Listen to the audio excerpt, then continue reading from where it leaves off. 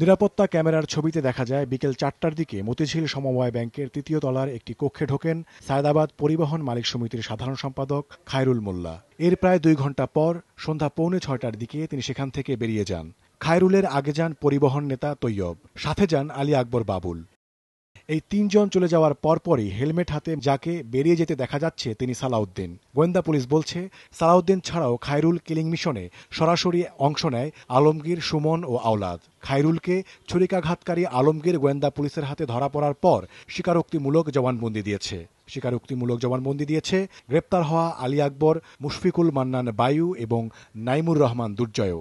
আমরা এই ফুটেজ বিশ্লেষণ করে আমরা ইতিমধ্যে বেশ কয়েকজনকে গ্রেপ্তার করেছি এবং আমরা আরও ২-১জন আছে যাদেরকে আমরা এখন পর্যন্ত গ্রেপ্তার করতে সক্ষম হইনি। তবে আমাদের অভিযান অব্যাহত আছে। আমরা আশা করছি খুব দ্রুতই তাদেরকে গ্রেপ্তার করতে সক্ষম হব। খায়রুল হত্যাকাণ্ডের পরদিন ৮ই নভেম্বর পরিবহন ধর্মঘটের পাশাপাশি কোরআনখানি ও কালো ব্যাজ ধারণ কর্মসূচি পালন করা হয়।